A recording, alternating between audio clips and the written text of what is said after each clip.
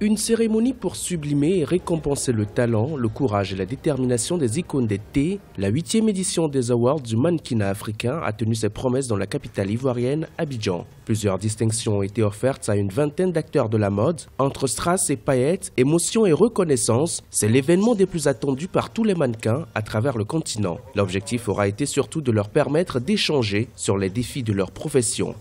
Le mannequinat est un métier aussi noble que la musique, que la peinture. On a réussi avec ça à créer une sympathie avec le téléspectateur qui aujourd'hui sait très bien que ce sont des enfants, des êtres humains comme tout le monde, qui ont leurs beaux et leurs mauvais jours, qui ont une éducation aussi et qui ont une bonne moralité, qui ont des valeurs spirituelles et éducatives. La 8e édition des Awards du mannequinat africain a été présidée par la ministre en charge de l'Éducation nationale, Kandia Camara. Depuis 2015, l'événement se tient autour de deux grands axes, notamment la nomination des mannequins exerçant en Côte d'Ivoire et en Afrique et celle des rois et reines des T de la diaspora. Un sentiment de satisfaction parce que ce prix-là a bien couronné toute une année de travail. Voilà. Et ensuite, un sentiment de joie.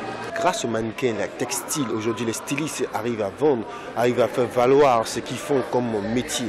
Et ils gagnent beaucoup, donc c'est normal aussi que les mannequins puissent être valorisés, pouvoir gagner beaucoup. Depuis quelques années, la Côte d'Ivoire tente de s'imposer sur le continent comme une plaque tournante de la mode et en particulier celle de la célébration du mannequinat. Le pays compte plus d'une vingtaine d'agences de mannequins. Fait marquant de ces awards 2017, les mannequins Fatim Sidimé, Awa Sanoko et Tony Santana ont reçu les récompenses les plus prestigieuses. Le rendez-vous est pris pour 2018 pour une cérémonie plus riche en émotions.